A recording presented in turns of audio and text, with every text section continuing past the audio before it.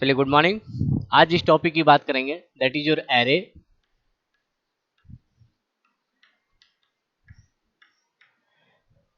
Okay, array पे discuss करने से पहले पहले हम लोग ये देखते हैं कि हाँ एरे की जरूरत क्यों पड़ी और एरे से क्यों प्रोग्राम हमारा आसान हो जाता है। चलिए हम बात करते हैं। अगर हम कोई सिंपल वेरिएबल लेते हैं, सपोज एक सिंगल वेरिएबल इंट ए, तो होता क्या है कि मेमोरी में सिर्फ एक ब्लॉक रिजर्व होता है जिसका नाम ए होता है। इसके पास एड्रेस भी होता है। एड्रेस बात की बात है कि हम पॉइंटर पे जब बात करेंगे तो एड्रेस के बारे में बात करेंगे कि एड्रेस से कैसे एक्सेस करते हैं। अभी बात कर रहे हैं कि अगर हम कोई सिंपल जब वेरिएबल लेते हैं तो क्या हुआ कि एक मेमोरी ब्लॉक इसको अलोकेट होता है और इसका नाम होता है ए, और इसके अंदर मैक्सिमम केवल सिंगल वैल्यू आप स्टोर कर सकते हैं। जैसे मैंने कहा ए बराबर 25।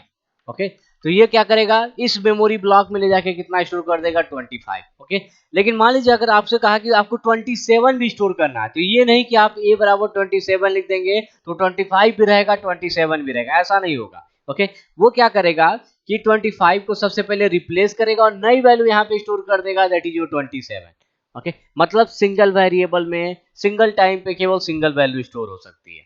ओके, अगर हम बात करें कि अगर हमने कोई सिंपल एक सिंगल वेरिएबल लिया है जो एरे नहीं है, जो सिंपल एक वेरिएबल है जिसके पास कोई और सबस्क्रिप्ट नहीं है जिससे पता चले कि हाँ कई सारे ब्लॉक्स बनने हैं, तो एक सिंपल मेमोरी ब्लॉक इसके लिए रिजर्व होता है। अगर आप इंटीजर है तो ये ब्लॉक कितने साइज का होगा, 2 बाइट का होगा। मतलब 2 ब्लॉक होंगे और उन दोनों ब्लॉक के अंदर हम इंटीजर स्टोर करेंगे।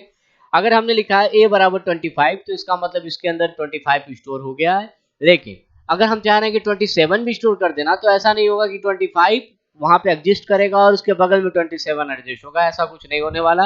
ओके, वो 25 को रिप्लेस करेगा और नई वैल्यू 27 को वहां पे स्टोर कर देगा। ओके, अब मैंने क्या कहा कि सपोज मुझे दोनों वैल्यू चाहिए, तो एक पहला तरीका क्या है कि आप तब दो वेरिएबल ले लीजिए। अगर मैंने कहा कि इंट ए बराबर 25 रख लीजिए और एक बी बराबर 27 ले लीजिए।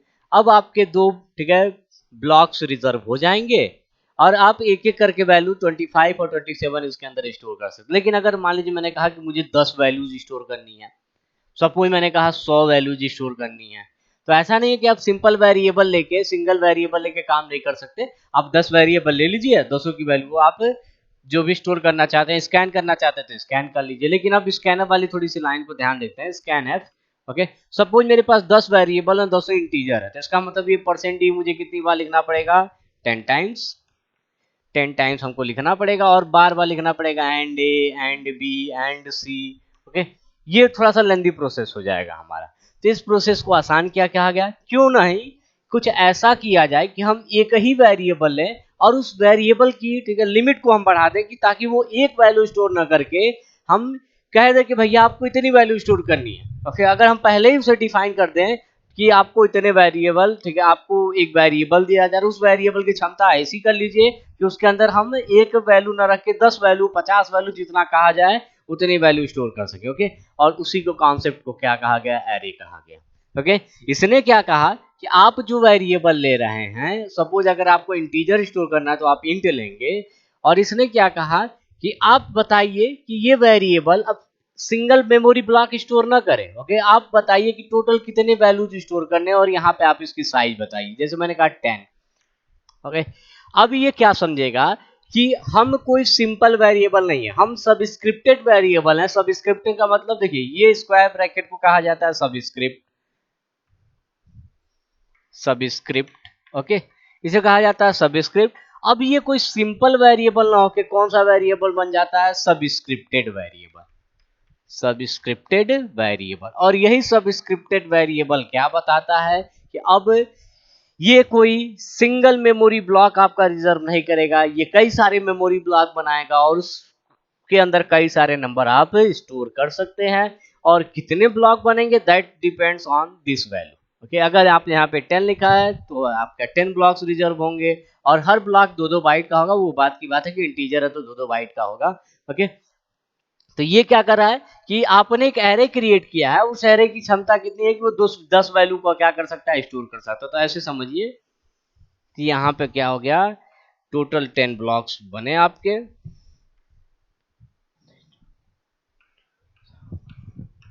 ओके, टोटल 10 ब्लॉक्स आपके रिजर्व होंगे। हाँ, एक चीज और, हर ब्लॉक के पास एक पर्टिकुलर नंबर होगा, उस नंबर को क्या कहा जाता है? इंडेक्स कहा जाता है। उसे क्या कहा जाता है? इंडेक्स। कहाँ से स्टार्ट होगा? हमेशा याद रखिएगा, एरे का इंडेक्स हमेशा 0 से स्टार्ट होता है। ओके, चाहे वो 1D हो, चाहे 2D हो, चाहे 3D हो। ओके, कोई भी एरे होगा तो सब स्क्रिप्ट, ठीक है, या इंडेक्स जिसे कर सकते हैं, इंडेक्स की वैल्यूज हमेशा कहाँ से स्टार्ट होगी? 0, देन 1, देन 2, 3, 4, 5, 6, 7, 8, 9। ओके, ये हो गया, ठीक है, कि आपने कहा कि भाई कई सारे वैल्यूज को हम इसके अंदर स्टोर कर सकते हैं। टोटल कितनी वैल्यूज होंगी? ठीक है, 10। तो अगर 10 वैल्यूज हैं तो अगर मैं कहूं कि पहले ब्लॉक का नंबरिंग कहाँ से स्टार्ट होगा, तो याद रखिएगा 0 से स्टार्ट होगा। तो 0, 1, 2, 3, 4 कहाँ तक जाएगा? Up to 9। ओके, अगर मैं कहता हूँ ये 20 होता तो इंडेक्स कहाँ से होता? 0 से लेकर 19 तक। तो ये बता रहा है कि टोटल नंबर ऑफ एलिमेंट्स, कितने वैल्यूज स्टोर करने हैं। लेकिन वैल्यूज, ठीक है, कि नंबरिंग कभी भी, ठीक है, 10 नहीं होगी। वो कहां से कहां तक होगी? 0 से लेके जितना कहा जा रहा है उससे एक कम, तो मतलब साइज -1। अगर मैंने कहा ये साइज है और मैं कहूं कि बताइए इंडेक्स कहां से कहां तक होगा, तो 0 से लेके साइज -1 तक जाएगा। ओके, तो ये चीज हो गया। अब एक चीज और, अगर मैं कह रहा हूं कि इस पूरे एरे का नाम ए है, तो इस पर्टिकुलर ब्लॉक को कैसे एक्सेस किया जाएगा? तो अगर इस पूरे का नाम ए है और ये 0th इंडेक्स पे है, तो इस ब्लॉक का नाम क्या हो जाएगा? ए ऑफ 0। ओके, ये क्या हो गया कि 0th इंडेक्स पे जो वैल्यू है, अगर उसे एक्सेस करना चाह रहे हैं तो using name and their index हम इसे इस्तेमाल करेंगे। A of 0 is known as first block. Okay, इस पहले ब्लॉक का नाम क्या हो गया? आपका A0 हो गया। ये तब क्या होगा? A of 1, A of 2 and so on, A of 9। आप इतना तक कर सकते हैं कि मतलब अगर आपसे कोई पूछे कि अंदर की वैल्यूज बताइए, ओके, तो क्या हो गया? A0, A1, A2, A3, A4, A5, 6, 7, 8, 9। Okay, ये हो गए इन पर्टिकुलर ब्लॉक्स के नाम। अब बात कर रहे हैं यहाँ पे कि ये अगर इंटीजर लिखा है, तो एक चीज और जान लीजिए, अगर आपने एरे लेते समय, ठीक है, उसका डेटा टाइप अगर आपने कहा इंटीजर है, तो इसका मतलब क्या हुआ कि इस एरे के अंदर जो वैल्यू स्टोर होंगे सारे के सारे हमारे क्या होने चाहिए? इंटीजर होने चाहिए। ये एक ड्रॉबैक कह लीजिए या लिमिटेशन कह लीजिए एरे का। एरे क्या कहता है कि अगर आपने जो डेटा टाइप यहाँ पे लिखा है वही डेटा टाइप सारे वैल्यूज का होना चाहिए। अब ऐसा नहीं है कि अगर आपने इंटीजर लिख दिया तो 2 में इंटीजर स्टोर कर सकते हैं, 2 में फ्लोट स्टोर कर सकते हैं, 2 में कैरेक्टर, बाकी में स्ट्रिंग, किसी में आप कैरेक्टर फिर से स्टोर कर सकते हैं। ऐसा नहीं हो सकता। ओके, ये एरे का एक लिमिटेशन समझ लीजिए। क्या कहता है कि एरे कि अगर आपने अगर डेटा टाइप इंट लिया है तो हम क्या कहते हैं कि भैया सारे के सारे, ठीक है, इंटीजर होंगे। अगर आपको फ्लोट चाहिए तो फ्लोट लिखिए, लेकिन सारे के सारे फ्लोट हो जाएंगे। अगर आपने कैर लिख दिया तो सारे का सारा क्या हो जाएगा? मेरा कैरेक्टर हो जाएगा। ओके, तो ये चीज है। अब बात कर रहे हैं अगर डिफिनीशन की, तो चलिए एरे की डिफिनीशन सिंपल जैसा मैंने समझाया है, ठीक है, उसके हिसाब से ही बनाते हैं। पहली बात तो कई सारे एलिमेंट स्टोर कर सकते हैं, मतलब collection of elements. Okay, array का पहला डिफिनेशन क्या हो गया? कलेक्शन ऑफ, ठीक है, एलिमेंट्स। ओके, अब यहाँ पे बात करें, ओके, ये साइज आपका क्या होना चाहिए? फाइनाइट होना चाहिए। फाइनाइट का मतलब, ओके, ये नहीं कि ए ऑफ कुछ ऐसा नंबर लिख दे -3। वैसे ये ऑफ -3 पर्टिकुलर एलिमेंट अगर मैं कहूँ इंट ए ऑफ 0, तो ये गलत है। क्यों गलत हो गया? क्योंकि ये क्या कर रहा है कि एक एरे बनाई जिसमें 0, ठीक है, आपके टोटल बॉक्स बने। तो ये पॉसिबल ही नहीं है। ऐसा कौन सा, ठीक है, एरे बनेगा जिसमें कोई बॉक्स ही नहीं? तो बना ही क्या रहा है? कुछ नहीं बन रहा है मेरा। ओके, तो ये भी गलत हो गया। ओके, मैंने लिख दिया ए, ठीक है, यहाँ पे लिख दिया इन्फिनिटी, तो ये भी गलत है। ओके, मतलब यहाँ पे कोई पर्टिकुलर आपको नंबर देना, और नंबर भी ध्यान रखिएगा इंटीजर ही दीजिएगा। ये नहीं कि मैंने कहा कि हाँ ए आप 2.5, ओके, ये नहीं बन सकता कि हाँ 2 डब्बा और एक आधा डब्बा बना दीजिएगा, ऐसा नहीं हो सकता। ओके, आपको अगर बनाना तो होल नंबर, ठीक है, आपको देना पड़ेगा। और होल नंबर में ध्यान रखिए 0 नंबर आप नहीं देंगे। ओके, आपको पॉजिटिव इंटीजर वैल्यू यहाँ पे देनी है एक्सेप्ट 0। ओके, 0 के अलावा अगर आप चाहते हैं 1 ब्लॉक बनाना तो आप चाहे इंट ए लिखिए और चाहे इंट A1 लिखिए। दोनों का मतलब क्या होता है, ये भी सिंगल ब्लॉक बनाएगा, ये भी सिंगल ब्लॉक बनाएगा। तो मेनली क्या होता है, एरे इस्तेमाल कब करते हैं, जब हमें कई सारी वैल्यू चाहिए। तो क्या करता है, जैसे मान लीजिए मैंने 5 वैल्यू चाहिए तो 5 ले लिया, अगर 10 वैल्यू चाहिए तो 10 ले लिया, 100 वैल्यू चाहिए तो 100 ले लिया, 1000 वैल्यू चाहिए तो मैंने कहा कि 1000 ले लीजिए। ओके, मतलब यहाँ पे इंटीजर पॉजिटिव फाइनाइट वैल्यू ही अलाउ है। ओके, मतलब साइज हमेशा फाइनाइट होना चाहिए, साफ सीधी बात, साइज हमेशा क्या होना चाहिए, फाइनाइट। फाइनाइट का मतलब जिसे काउंट किया जा सके। ओके, ये चीज है। अब डिफिनीशन बता है, इंट क्या बता रहा है कि सब इंटीजर, फ्लोट क्या बता रहा है, सारे फ्लोट, कैरेक्टर क्या बता रहा है, सारा कैरेक्टर होगा। ओके, तो मतलब इसे कहते हैं, जब सिमिलर टाइप टाइप सारे होते हैं तो उसे कहा जाता है होमोजीनियस। ओके, जब सारा कहा जाए कि ये सिमिलर टाइप का हो जाए तो उसे कहा जाता है होमोजीनियस। अब पूरा डिफिनीशन हम बताते हैं। ओके, एरे होता क्या है, collection of elements. Okay, collection of elements, और इससे अच्छा क्या, collection of finite elements. okay, collection of finite elements, okay, having same data type, having same data type या having homogeneous elements, having, ठीक है, same data type और having homogeneous elements। तो ये चीज, array is the collection of finite homogeneous elements। Okay, simple अगर definition बात किया जाए तो array is the collection of,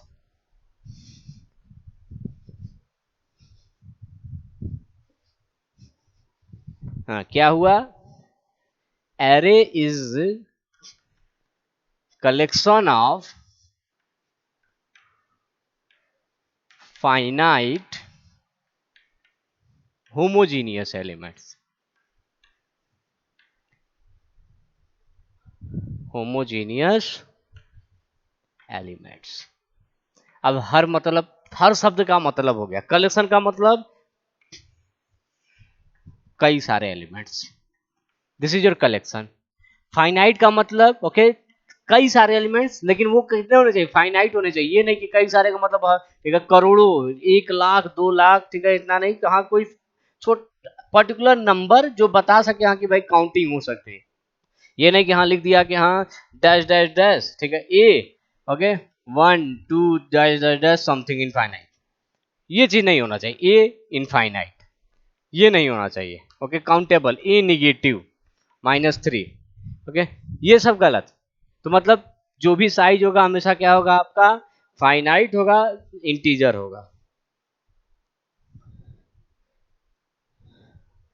ये चीज हो गया। तो कलेक्शन ऑफ फाइनाइट होमोजीनियस का मतलब, अगर आपने इंटीजर ले लिया तो इसका मतलब सारे बॉक्स में क्या स्टोर होगा, इंटीजर स्टोर होगा। अगर आपने फ्लोट ले लिया तो सारे बॉक्स में क्या होगा, केवल फ्लोटिंग वैल्यूज होगी। तो ये चीज है। ओके, तो ये पूरा डिफिनीशन हमने बता दिया कि array is the collection of finite homogeneous elements. अब बात कर रहे हैं एरे के टाइप्स की। तो एरे मेनली दो तरह के होते हैं, types of array, types of array mainly दो तरह के होते हैं। पहला होता है one dimension array, one dimension array, और दूसरा होता है आपका multi dimension array, multi dimension array. Okay, one dimension array का मतलब, ओके, एक ऐसा एरे जिसमें केवल सिंगल डायरेक्शन हो, मतलब या तो वो वर्टिकल मूव करे, ओके, सिंगल रो में मूव करे, या सिंगल कॉलम में मूव करे। तो मतलब एक रो हो और या तो एक कॉलम, ओके, उसे कहते हैं वन डायमेंशन एरे। और पहचान क्या होती है प्रोग्रामिंग में, अगर कोई आपने वेरिएबल लिया उसके सामने केवल सिंगल सबस्क्रिप्ट लगा हुआ है, ओके, सिंगल सबस्क्रिप्ट लगा हुआ है, जिसका मतलब वो कौन सा एरे है मेरा, वन डायमेंशन एरे। ओके, अब बात करते हैं मल्टी डायमेंशन। मल्टी डायमेंशन का मतलब कई सारे डायमेंशन, तो इसमें आता है 2D एरे, 2D एरे जिसे मैट्रिक्स भी कहा जाता है, मैट्रिक्स। आपका आता है 3D array, 4D array, dot dot dot, ND array, N की वैल्यू आप जितना पुट करेंगे उसके हिसाब से उसका डायमेंशन होगा। तो सिंपली मैंने लिख दिया N dimension array, N dimension मतलब एन वैल्यू 2 रखेंगे तो 2D हो जाएगा, 3 रखेंगे तो 3D हो जाएगा, 5 रखेंगे तो 5D हो जाएगा, 6 रखेंगे तो 6D हो जाएगा। ओके, अब ये क्या कह रहा है कि कैसे पहचानेंगे 2D है कि 3D है। तो जैसे अगर आपने कहा कि वेरिएबल के आगे सिंगल सबस्क्रिप्ट लगा होता है तो वो 1 डायमेंशन होता है, वैसे ही अगर आपने कोई वेरिएबल लिया है और उसके पास 2 सबस्क्रिप्ट लगे हुए हैं, ओके देखिए 1 2, अब ये क्या हो गया 2D एरे हो गया। अगर आपने कोई वेरिएबल लिया है और इसके आगे 3 सबस्क्रिप्ट लगे हुए हैं तो इसका मतलब ये 3D हो जाएगा, मतलब x axis, y axis and z axis, ऐसे समझ सकते हैं तीनों एक्सिस में आपका मूव कर रहा है। अगर आप 4D की बात करें तो टोटल कितने हो जाएंगे 4 सबस्क्रिप्ट, तो ये 4D हो जाएगा। तो डायमेंशन अगर आपको जानना है तो वेरिएबल देखिए उसके आगे ये देखिए कितने टोटल स्क्वायर ब्रैकेट्स ओपनिंग और क्लोजिंग लगे हुए हैं, कितने पेयर स्क्वायर ब्रैकेट लगे हैं, जितने पेयर स्क्वायर ब्रैकेट्स होंगे वही उसका डायमेंशन होगा। ओके, तो चलिए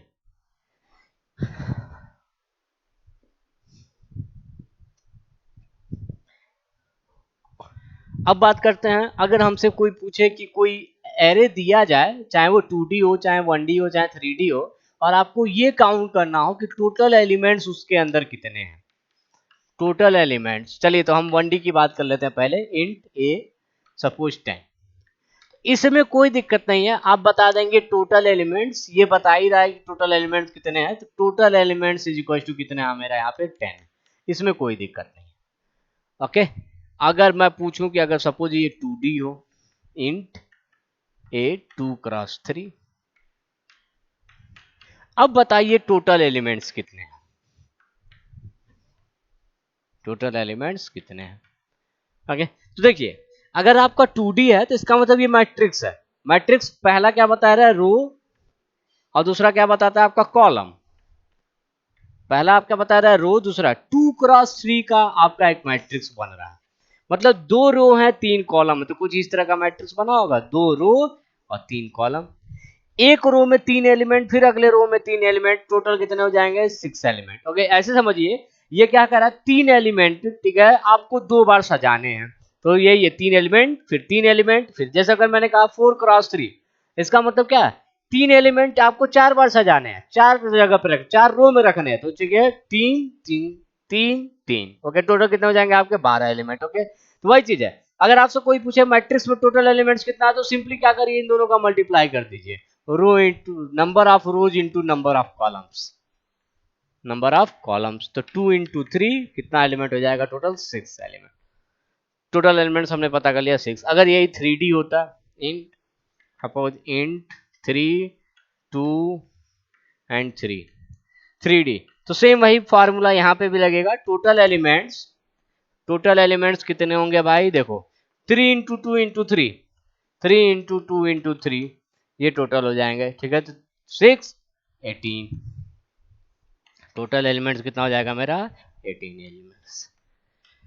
तो ये तो पता कर लिया हमने, ठीक है, कि अगर 1D है 2D है 3D है तो उसका मतलब सबस्क्रिप्ट का, ठीक है, आपस में मल्टीप्लाई करते जाइए, जितना मल्टीप्लाई करेंगे ठीक है आप वैसी वैल्यू देख सकते हैं। ओके, आपस में मल्टीप्लाई करिए, जो आंसर आ रहा है that is your total number of elements. Okay, इसमें ऐसा कुछ नहीं था क्योंकि देखिए यहाँ पे कोई सबस्क्रिप्ट है नहीं, तो यही आपका आंसर हो जाता है दैट इज योर 10। ओके, या आप ऐसे समझ सकते हैं यहाँ पे 1 लिखा गया है, ओके, यहाँ पे 1 लिखा गया है, ठीक है, तो ऐसा समझिए 10 इंटू 1 कर सकते हैं तो 10 हो जाता है। ओके, तो वही चीज है सिंपल, अगर 1D है तो इसका मतलब आपके पास 10 ब्लॉक हैं, चाहे आप रो वाइज मानिए चाहे कॉलम वाइज मानिए, आपके 10 ब्लॉक से 10 में से 10 एलिमेंट आप स्टोर कर सकते हैं। ओके, तो ये चीज है।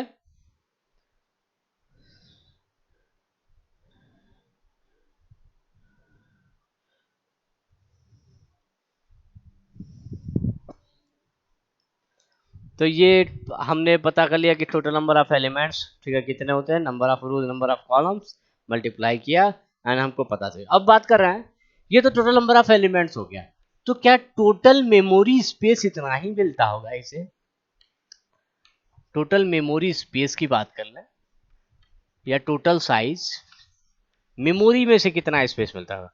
अगर आपने सबको इंटीजर ही मान रखा है, जैसे मैंने कहा हर जगह इंटीजर है, तो आपको पता होगा कि एक इंटीजर, सिंगल इंटीजर को कितना मिलता है 2 बाइट मिलता है, 2 बाइट्स स्पेस मिलता है। ओके, सिंगल इंटीजर हमारा, मैं 32 16 बिट कंपाइलर की बात कर रहा हूँ। ओके, अगर 16 बिट कंपाइलर जैसे टर्बो सी आपका जो है, ओके, टर्बो सी की मैं बात कर रहा हूँ, तो टर्बो सी पे इंटीजर को मेरा कितना मिलता है, 2 बाइट। ओके, जो नए कंपाइलर है चाहे आपके देवसी हो, वहां पे इंटीजर को हमारा क्या मिलता है, 4 बाइट। कोड ब्लॉक या देवसी वहां पे 4 बाइट्स का स्पेस मिलता है। जीसीसी पे भी हमारा इंटीजर 4 ही बाइट का होता है। मैं यहाँ पे टर्बो सी 16 बिट के कंपाइलर की बात कर रहा हूँ।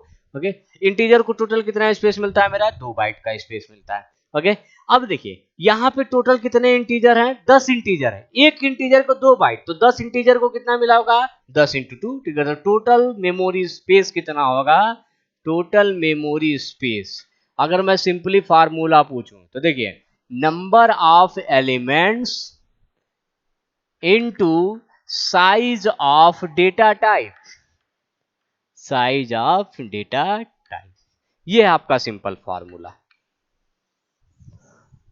ओके, अगर कोई पूछे कि बताइए टोटल नंबर ऑफ स्पेस, अगर आपको sorry total number of elements अगर आपको पता है, तो क्या आप टोटल मेमोरी स्पेस निकाल सकते हैं? जी, एकदम आसान है। कैसे? आप पहले देखिए एरे में टोटल एलिमेंट्स कितने हैं, और उस एलिमेंट का डेटा टाइप जितना उसके साइज से इसको मल्टीप्लाई कर दीजिए। जैसे इसकी बात करें, यहाँ पे टोटल कितने एलिमेंट है, 10 एलिमेंट, और इंटीजर साइज ऑफ इंट, ये डेटा टाइप यहाँ पे क्या है मेरा, इंट है, तो size of int is equal to 2 bytes. Okay, 2 into मतलब 20 बाइट्स। इसको कितना स्पेस मिलेगा, 20 बाइट्स का स्पेस मिलेगा। लेकिन अगर यहाँ पे बात करें तो यहाँ टोटल नंबर ऑफ एलिमेंट्स कितने मेरे, 6 है, तो टोटल साइज कितना होगा, total size, okay, total size बराबर हो जाएगा 6 into and size of int, मैंने यहाँ पे भी इंटीजर ही लिया है। ओके, आप देखिए इंट है, तो इसका मतलब size of int is equal to 12 bytes. Same यहाँ पे भी वही चीज है, 18 गुणे 2, ठीक है, 36 बाइट। तो टोटल साइज आपको निकालना बहुत आसान है, टोटल नंबर ऑफ एलिमेंट्स निकालिए, उसे trigger size of data type से मल्टीप्लाई करिए। जैसे अगर मैं थोड़ा सा बदल देता हूं, मैंने हर जगह इंटीजर ले लिया था,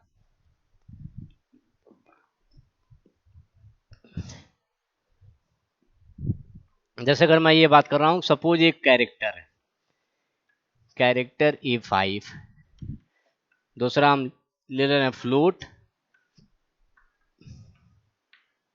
2x2, और तीसरा हम ले रहे हैं आपका डबल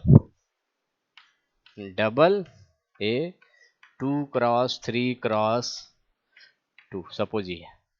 एक है 1D, एक 2D, और ये 3D। कैसे पहचाना, एक subscript 1D, 2 subscript 2D, 3 subscript, ठीक है, 3D।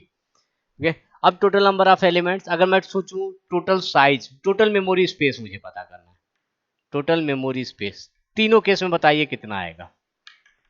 ओके, चलिए बात कर रहे हैं, टोटल नंबर ऑफ एलिमेंट्स कितने हैं, 5। Okay, total number of elements 5 and character, तो size of char, size of char, और साइज ऑफ कैर कितना होता है, 1, 5 इंटू 1, कैरेक्टर को 1 बाइट का स्पेस मिलता है, उसका मतलब 5 बाइट्स। इसे कितना स्पेस मिल जाएगा, 5 बाइट्स का स्पेस मिल गया।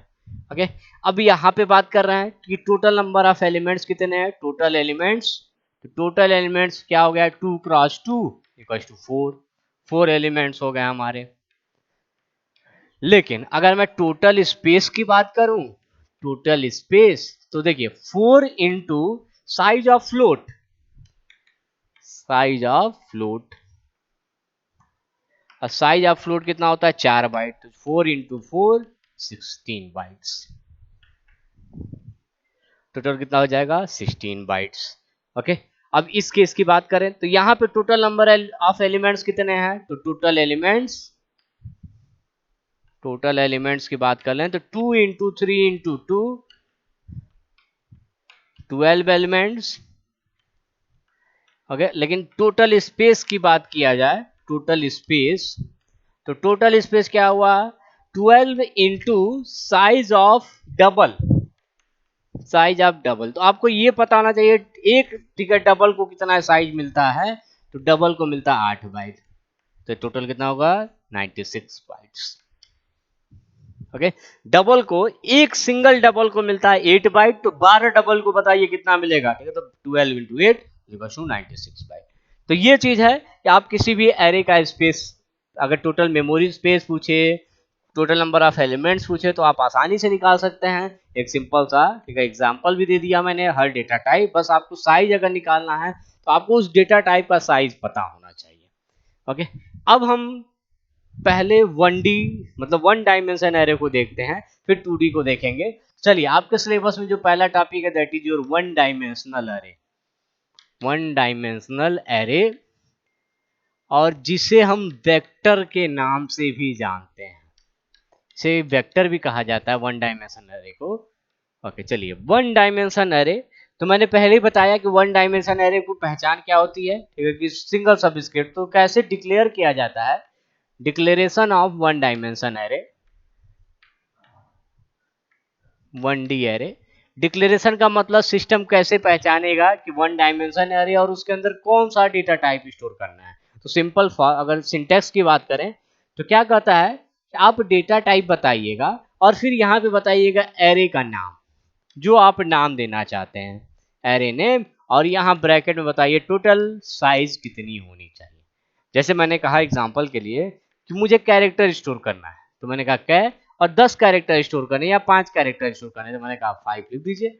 ओके, कैर A5, ए क्या है, एरे नेम हो गया, ठीक है, आप कुछ भी नाम दे सकते हैं, ABCDEFGH जो मन करे वो लीजिए। ओके, ये बता रहा है, ठीक है, टोटल नंबर ऑफ एलिमेंट्स कितना, ठीक है, ब्लॉक आपको बनाना है, कितने कैरेक्टर आपको स्टोर करने हैं। ओके, और क्या कैर क्या बता रहा है, ठीक है, डेटा टाइप, मतलब उस जितने ब्लॉक बनेंगे उसके अंदर आपको कैरेक्टर ही रखना है। ओके, अब जब सिस्टम इसे रीड करेगा तो क्या करेगा कि टोटल 5 ब्लॉक बनाएगा।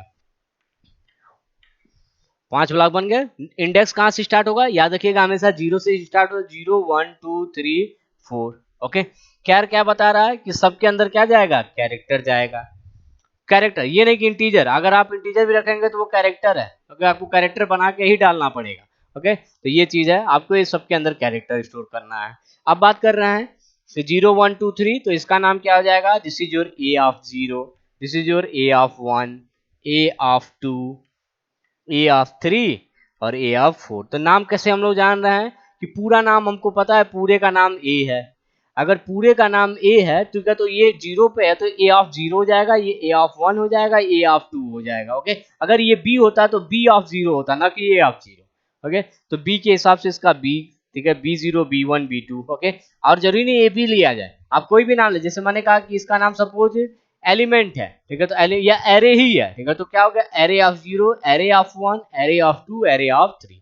ओके, जैसे कई जगह लिखा गया ए आर, ठीक है।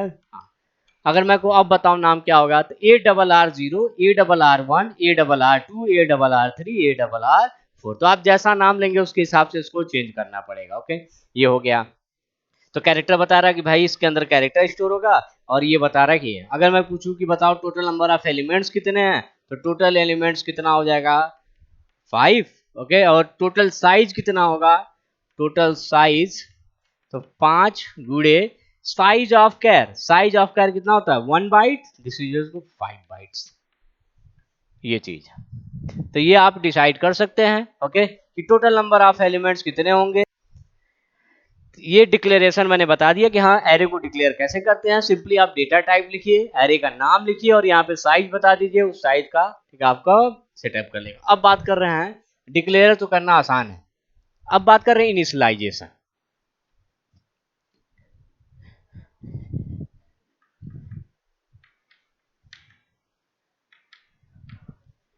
Initialisation of 1D array. देखिए, इनिशियलाइजेशन का मतलब होता है कि जब भी कोई आप वेरिएबल लेते हैं तो उसके अंदर वैल्यू पहले से तो होती नहीं है, और होती भी है तो उसके अंदर कोई ना कोई गार्बेज वैल्यू होती है। ओके, अब वो किस तरह का वेरिएबल उस पर डिपेंड करता है कि हाँ, अगर हो सकता है कि अगर ग्लोबल वेरिएबल तो 0 भी हो सकता है। ओके, अगर आपका लोकल वेरिएबल तो हो सकता है यहाँ पे गार्बेज वैल्यू है। अभी अभी हम इतना समझ रहे हैं कि हम जब कोई वेरिएबल लेते हैं तो उसके अंदर कोई वैल्यू नहीं होती है। तो इनिशियलाइजेशन क्या कहता है कि जब आप किसी वेरिएबल के अंदर वैल्यू स्टोर करते हैं, स्टार्टिंग वैल्यू बताते हैं, दैट इज नोन एज, ठीक है, इनिशियलाइजेशन। ओके, इनिशियलाइजेशन का मतलब क्या हुआ कि किसी भी वेरिएबल की वैल्यू स्टार्टिंग वैल्यू से जब दिया जाता है तो that is known as a initialization. जैसे मैंने कहा कि इनिशियलाइजेशन इंट ए बराबर ठीक है। अगर इंट है तो क्या कहा जाएगा कि इसको इनिशियलाइज किया गया है, नहीं किया गया है, क्योंकि आपने ये नहीं बताया ए की वैल्यू कितनी है। ओके, लेकिन अगर मैं लिखूं इंट ए बराबर 5 तो दैट इज इनिशियलाइज्ड। ओके, कहा कि आपने एक वेरिएबल लिया और उसकी वैल्यू कितनी है 5 है, मतलब इसको स्टार्टिंग वैल्यू दे दिया आपने, दैट इसका मतलब ये इनिशियलाइज्ड वेरिएबल है और ये नॉन इनिशियलाइज्ड वेरिएबल है। ओके, तो ये चीज ध्यान रखिएगा। इनिशियलाइजेशन का मतलब होता है जब वेरिएबल की हम वैल्यू देते हैं, और दो तरह से इनिशियलाइजेशन होता है। पहला आपका कंपाइल टाइम इनिशियलाइजेशन होता है, और दूसरा जब रन टाइम। ओके, अब कंपाइल टाइम का मतलब समझिए, जब आप प्रोग्राम को कंपाइल करते हैं उसी समय जब वैल्यू उसके अंदर स्टोर हो जाए। ओके, आप देखिए जब प्रोग्राम कंपाइल करते हैं, रन कराते हैं तो देखते होंगे ब्लैक स्क्रीन खुलता है, वहां पे आप वैल्यू देते हैं। ओके, जब आप रन कराने के बाद वैल्यू देते हैं तो that is run time initialisation.